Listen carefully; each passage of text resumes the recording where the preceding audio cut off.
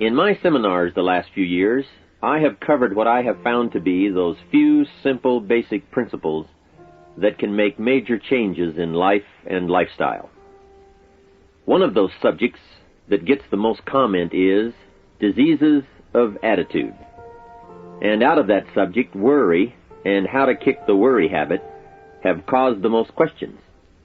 So in this brief visit with you, let me give you my best look at worry, how to recognize it and define it, and what to do about it. And hopefully, these ideas will give you a good chance for confidence over worry. First of all, worry might well be killer number one. And if it is not the number one physical killer, although doctors tell us worriers die sooner than non-worriers, and we have all heard the expression, worry yourself to death, at least it is the number one killer of dreams and achievement, of energy and vitality and lifestyle.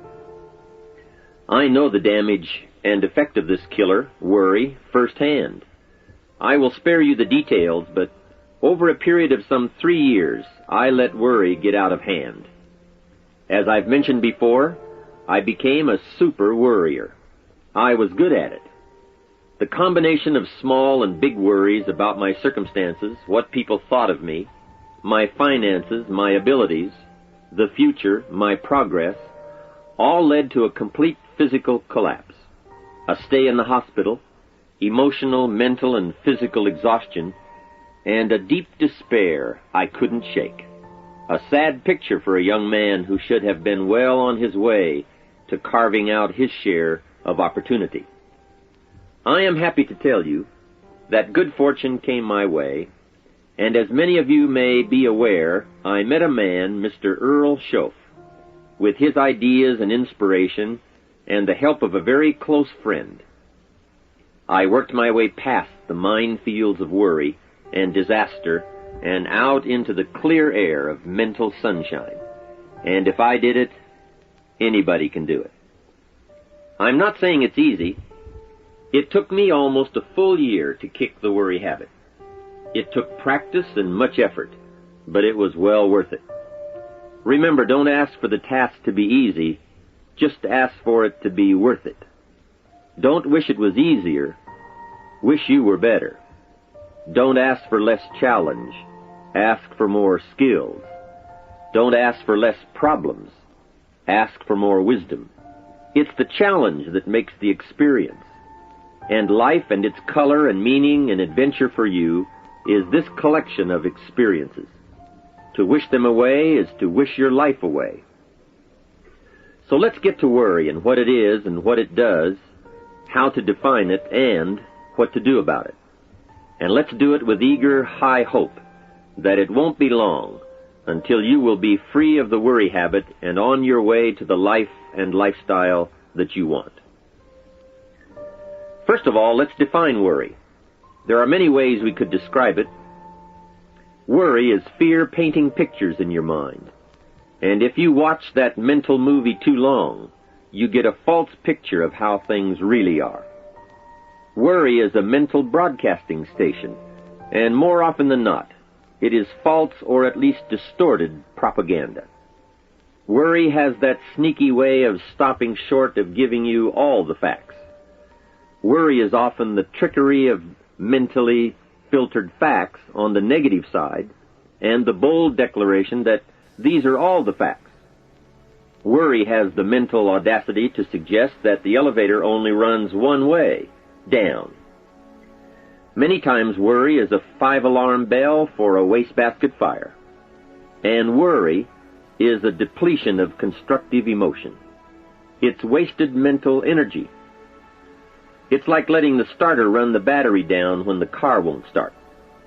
And worry is most often a lack of all the facts, a lack of full understanding, a lack of total information, and an unpreparedness of ability, knowledge, talent, courage, faith, and all the other virtues.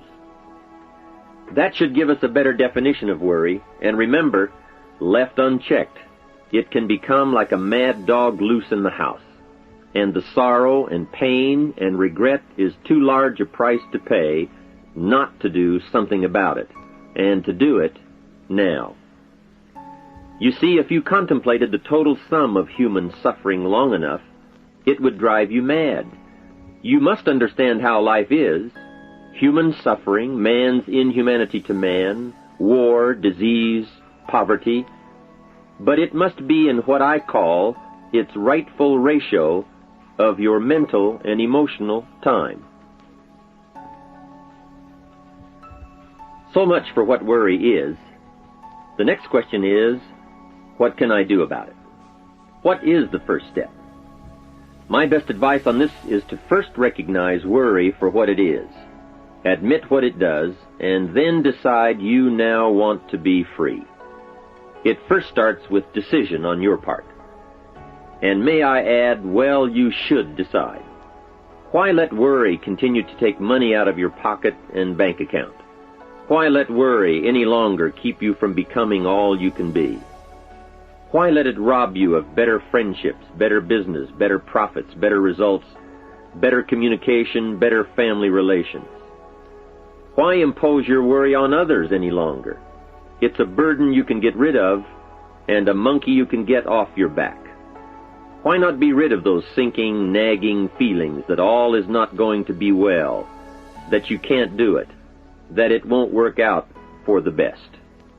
Worry is undue concern that takes up too much of your mental and emotional time.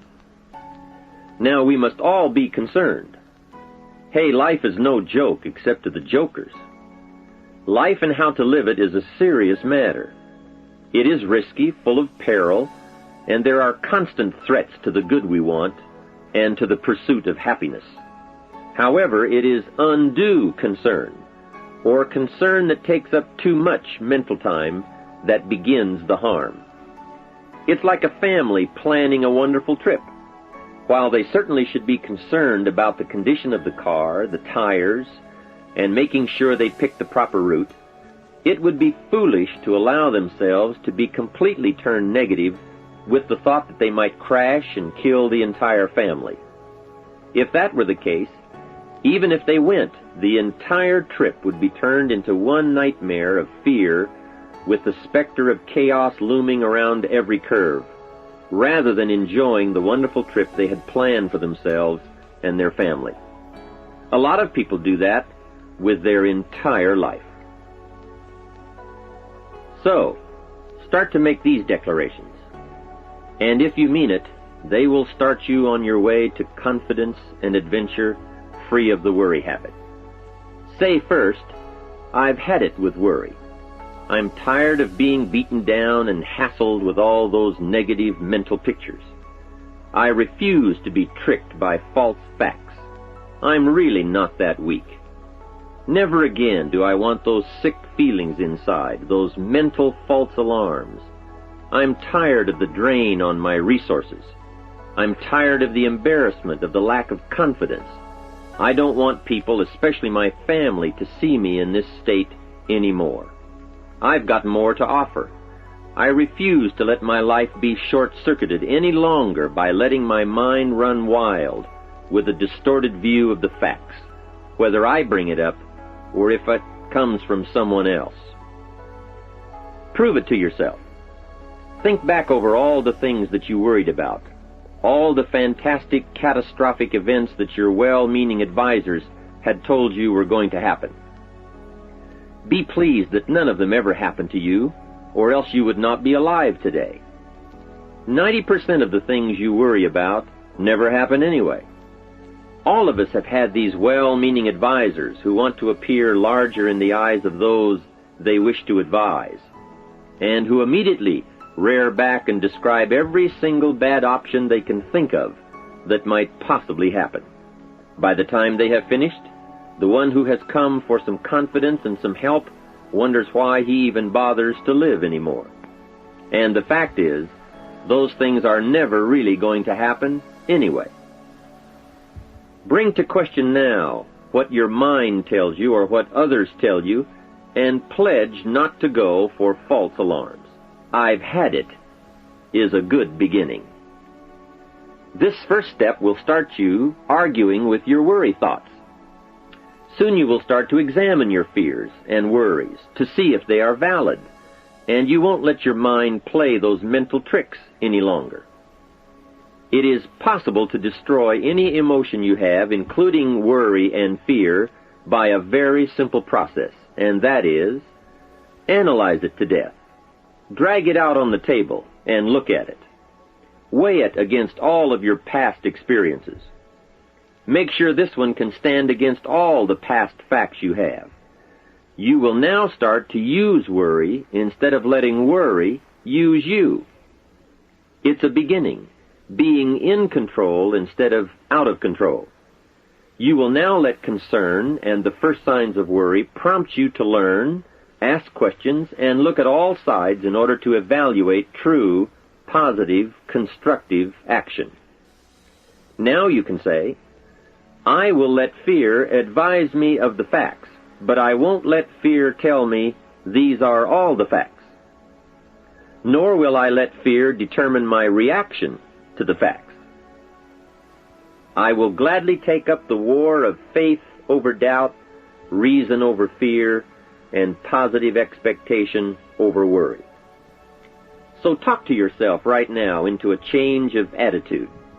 Be persuasive. Go all out. Show yourself the hell if you don't, and the good life of answers and progress if you do. Say to yourself, what a fantastic feeling it must be to stop the panic drain on my mental energy, emotion, and physical strength.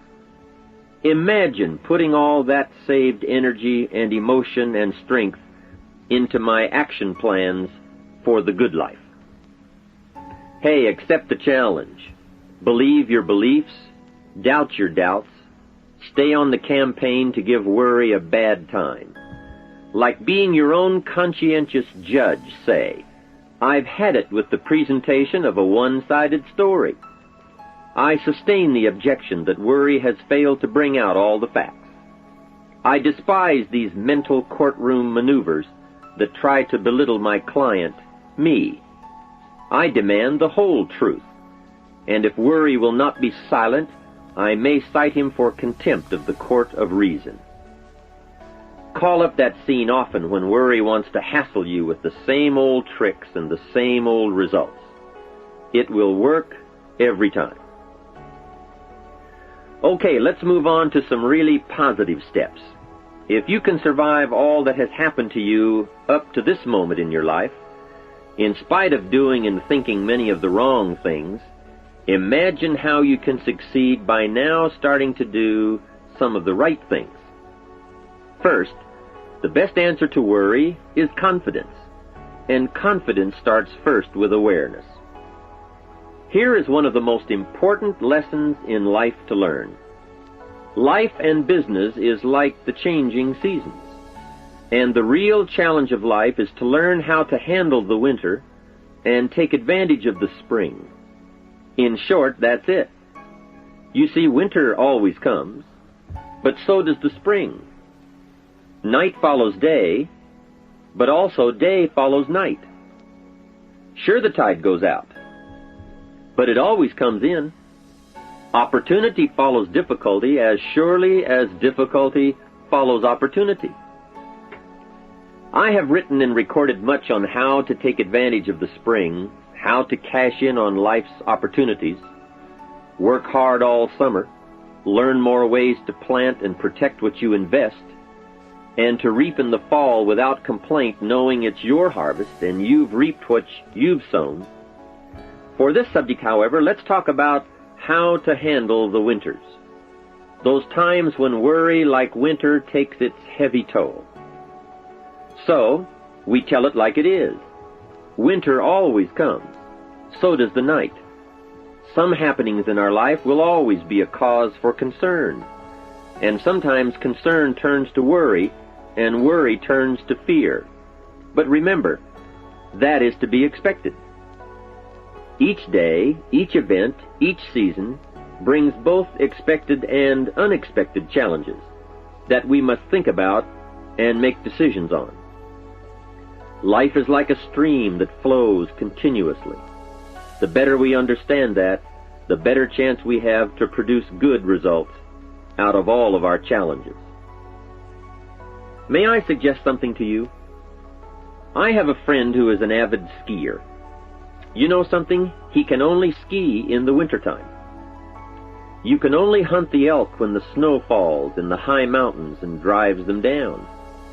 That's called wintertime. You see, it's all right if it's 12 below. Just be prepared for the winter. And here is a good thought. A full, well-developed human being will find a way to take advantage of the winter, not just handle it.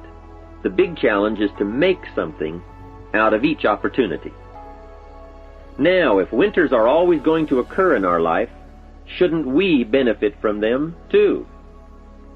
Come the next winter, you could be on the inside looking out, seated by a warm fire, the company of a good friend, and those unique feelings of security in spite of the circumstances or the season. Begin to know now that the night will pass, and as you learn to grow and progress, you will better understand how to handle every night and better live every day. Here's some of the best advice I have on worry. First, don't be afraid to face the facts of life. It is not negative to understand that the winters always come. Don't be faked out. Don't clip the word impossible out of the dictionary. Sure, the Bible says all things are possible, but I don't really understand all that means. My daughters ask me, have you ever tried putting toothpaste back in the tube? Don't say I don't want to hear the problem. I don't want to see the difficulty. Don't show me the weeds. Don't say anything negative. Only see the positive. That's foolish. There is a thin line between positive thinking and kidding yourself. And remember, there's also a thin line between faith and folly. Here is the key. Humans have the unique ability to see it as it is, and they also have the ability to see it better than it is. One is called fact, the other is called faith. Faith you develop, facts you acquire. The facts you acquire are essential. It's like belief. You constantly must find facts to support your belief. Faith says, I will move mountains. It doesn't say, I will move mountains if someone gives me a bulldozer. I'll move a mountain if they will build me a road up there, if the weather's nice, if they give me a shovel. Faith just says, I will move mountains. Faith doesn't ask for a result to prove its existence. Faith is because it is. And remember, people die for faith. And some people give up everything they own, their life, for faith. Many years ago, over in Vietnam, a Buddhist monk did a very clever thing. He did the ultimate in political dissent. He burned himself to death. That toppled the government. That was faith. Totality begets totality. Here is a good prayer. Help me to see it as it is, and help me to see it better than it is, and then inspire me to act. Facts and faith and action. What a combination for personal progress. And action puts fear to flight. An Old Testament phrase says, watch the ants, you sluggard. Consider their ways and be wise. Not a bad suggestion. The study of ants. What do they do in the summer to prepare for the winter? That's a lesson in life and survival. Happiness, wealth, peace, security, success, safety, friendship, reward, results, and all human achievement comes from a growing ability to understand and handle the changing seasons. And so we come right back to the theme of our entire enterprise, self-development. Learn to work harder on yourself than anything else. The key to all success in economics or mental health is self-development. It will all change for the better when you change for the better. It's what you become that really counts. And you are the only variable. So a good statement is, you can't be all positive. You can't be all confident. You can't be all faith. But confidence and faith and courage and inspiration can dominate worry and fear. Physical and emotional forces are always at work, and something will win and conquer. Make sure you give yourself the best chance to get mental and emotional domination over all of your challenges. And here is one of the master keys to the good life: developing the intelligence and accepting the challenge of putting all of your emotional experience into their rightful ratio. Beginning this progress can bring about the most dramatic changes. You see, disappointment is like winter. It always comes. It is foolish to say, don't be disappointed. But you must learn to discipline your disappointment. If it dominates 51% of your time, you're in trouble. Continued heavy disappointment is like 12 months of winter, and 12 months of winter leaves very little alive. Use the guidelines of seasons to adjust to all the meaningful things that happen to you. So concern, fear, and disappointment, like many human emotions, serve a useful purpose as long as they are kept in their rightful ratio. Left unattended, the weeds take over. Disappointment rules. Worry breaks loose. Fear gets the upper hand, and doubt moves in. But managed, worked, given human action with will and knowledge and purpose, and gardens overcome weeds. Faith overcomes doubt, and confidence pushes worry into a small place. The second major key to mastering worry is to respond. Build up inside of you that heavy desire to be free, to get on with building your life and lifestyle. Too much is waiting to delay. Take a new look at your opportunities. Figure out new ways to seize them immediately and make them work for you. And here is a key. Bring a new dedication that you will master yourself with enough discipline to be more than qualified to do the present job and prepare yourself for the next move up. Expose yourself to every stimulation possible that will put all this in perspective. Now let's move on to a very important point, and that is, the best answer to worry is confidence. First, self-confidence. I can better handle next winter. I have a strong shelter. It is stocked with supplies. I now know how to take advantage of the spring. I'm going to plant better crops and bigger crops. I can last through the summer. I won't quit this time. I'll study weeds and how to get rid of them. I'll be less frightened of the changing weather and the quick storms. In the fall, I will exercise more care and reap what I have without complaint and blame nothing for the amount of my harvest. I'll learn to save a fair portion so that I can survive the bad seasons when, out of control, the hailstorm comes and it all goes wrong. Now we must consider this. The most fatal deterrent to self-confidence is guilt. Not doing all you know how to do to the full extent of your present ability weakens the foundation for confidence. The biggest part of worry comes from the lack of this personal confidence. And lack of confidence comes from two major things. First, no goals or plans. And second, no daily discipline to achieve. The inaction to cure or handle small tasks is what starts the guilt process. And that always tends to make you look at what's wrong and expect the worst. So listen to the voices of creative experience. Let nature, experience, wisdom, books, everything speak to you and teach you. Remember, both opportunity and challenge await action.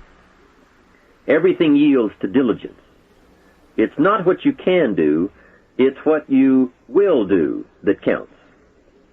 And undeveloped ability comes from three problems. First, lack of inspiration to find out. Second, lack of reasons to learn. And third, lack of applied time and action for developing those abilities. Remember, humans are remarkable, a marvelously functioning entity. Imagine how uniquely your body and mind have survived and managed to function in spite of all the worry. Humans don't die easy. They die hard. Develop a plan for your life rather than aimlessly drifting through it, the victim of circumstance. Create your own environment and learn to control it. You control your own mental environment by developing yourself. So go on a crash program to clean up decisions, get things done, get other things set up and started and organized. Start doing all the things that would make you feel better: exercise, diet, reading more books. Open a floodgate of positive moves in the right direction. And be thankful. Add up what you do have. Make an actual as well as a conscious mental list of all you possess, tangible as well as intangible. In view of the 4 billion other inhabitants of the world, yours is probably an incredible list. That list and being thankful should then lead to the big step of discipline. The discipline to sit up and listen, the discipline to pay attention, the discipline to give people and kids the gift of your attention, the discipline to be alert, take care of yourself, rest, eat properly, the discipline to talk well and practice good manners. Courtesy is contagious. Take one day and see what a variety of positive steps you can take and projects you can take on. At the end of the day, go over it. Write out the positive steps, the progress on projects, the rest, the exercise, the meals, the hobbies, calls, records, conversations, and letters. And speaking of calls and letters, write at least one encouraging letter or thank you note, and make at least one encouraging phone call or thank you call every week. Then have a friend help you, as one helped me, to get all the facts and prepare for action. From such a friendship, the greatest gift you can draw is the truth. To one of my dearest friends I said just the other day, as my friend, do me the one best thing you can do for me, and that is, tell me the truth. From there I can grow. I can start making wise decisions.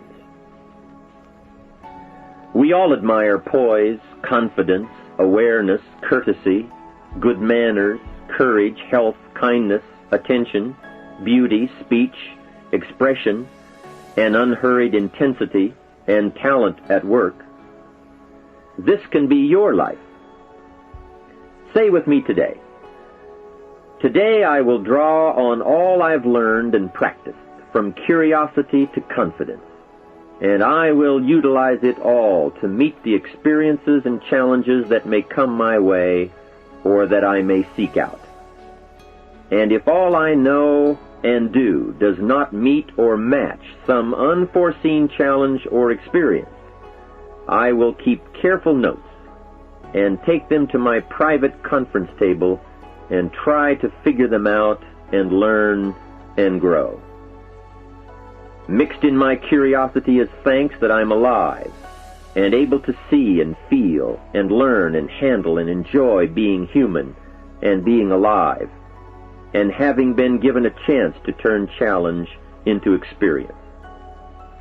How great to have a mind to expand and a soul to nourish, to have hands that can feel, a heart that can experience, a mind that can inquire and learn, a soul that can soar, a body that can respond, to know love, sadness, hope, disappointment, accomplishment, failure, thrills, terror, appreciation, bafflement, wonder, awe, frustration, misery, confidence, courage, contentment, impatience, expectation, apprehension, fulfillment, music, sound, pictures, art, beauty, and harmony. To have all this happen to one is one thing. To know it is all happening is much more. I wish for you that you might develop a growing awareness of the world around you and your possibilities in it. Develop a sense of history and destiny, and be grateful for the opportunity that you have to participate in that grand endeavor.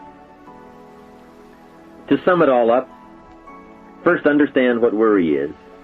You now know that it can be beneficial and destructive depending on your awareness. Next, resolve to be free of the habit. That job is up to you.